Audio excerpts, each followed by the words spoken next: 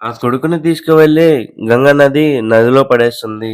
దానికి అతనికి కోపమొచ్చినా అప్పుడిచ్చిన మాట వల్ల ఏమనలేకపోతారు.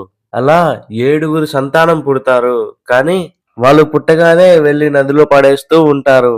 అయితే ఎనిమిదో సంతానం పుట్టగానే ఆ ఎనిమిదో సంతాన్ని కూడా నదిలో పడేయడానికి సిద్ధమవుతుంది గంగాదేవి.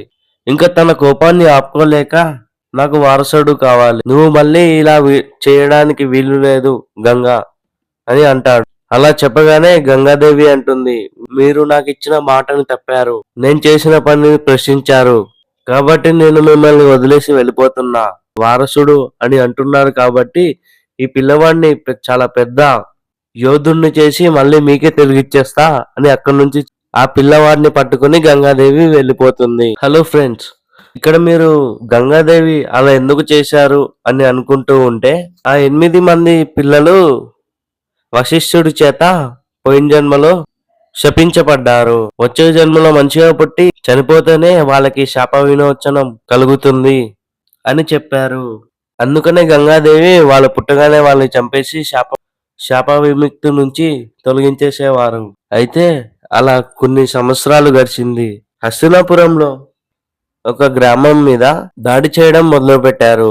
అతని ముందే ప్రజల్ని చిత్రహింసలు చేసి చంపుతున్నారు. అప్పుడు అక్కడ ప్రజలు కాపాడేవాడే లేడా? సరైన సమయానికి సంతాన మహారాజు కూడా దగ్గరలో లేరు అని అంటారు అని బాధపడుతూ ఉంటారు. ఇంతలో అక్కడ మండే చీకట్లో నుంచి కొన్ని బాణాలు వచ్చి ఒక రాక్షసులకి తగిలాయి. ఆ బాణాలు తగలగానే వాళ్ళు అక్కడికక్కడే చనిపోయారు.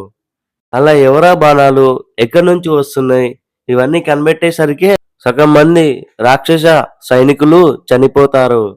అలా అని రాక్షస రాజుకి కోపం వస్తుంది. ఎవరు నువ్వు చీకట్లో నుంచి బాణాలు వేస్తున్నావు?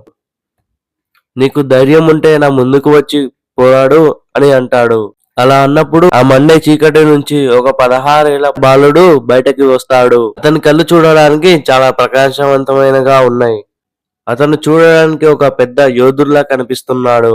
ఆ రోజు అతను ఎంత పోరాడాడంటే అంత పెద్ద రాక్షస సైన్యం కూడా అతన్ని ముట్టుకోలేకపోయారు. ఇంతలో సంతాన మహారాజు ఇక్కడికి వస్తారు. మహారాజ్యంలో నాకు తెలియకుండా ఇంత గొప్ప వీరుడు ఉన్నాడా? అసలు ఎవరు నువ్వు? ఎక్కడి నుంచి వచ్చావు అని అడగగానే వెంటనే అతను గాలిలోకి ఒక బాణాన్ని వదులుతాడు. అది వెంటనే పక్కన ఉన్న గంగా నది తీరాన మీద పడి ఒక ఆనకట్టలా గంగా నది ప్రవాహాన్ని ఆపేస్తుంది. అది చూసి శాంతనుడు చాలా ఆశ్చర్యపడ్డాడు. ఎందుకంటే గంగా నది తీరాన్ని ఆపడం స్వయంగా దేవతల వల్ల కూడా కాదు. కానీ ఈ కుర్రాడు ఎలా ఆపాడు అని గంగా మాత ప్రత్యక్షమై, కొన్ని సంవత్సరాల నీకు మాట ఇచ్చా కదా మహారాజా, నీ కొడుకుని పెద్ద యోధుని చేసి నీ దగ్గరికి పంపిస్తాను అని. ఇదిగో నీ కొడుకు, పేరు దేవారథుడు. స్వయంగా విష్ణుమూర్తి 6వ అవతారమైన పరశురాముడి దగ్గర శిక్షణ తీసుకున్నాడు. పరమ ధర్మాలు అన్ని తెలిసినవాడు. ఇప్పటి నుంచి తన కర్తవ్యం మిమ్మల్ని కాపాడడమే అని చెప్పి అక్కడి నుంచి గంగా నది వెళ్ళిపోతుంది.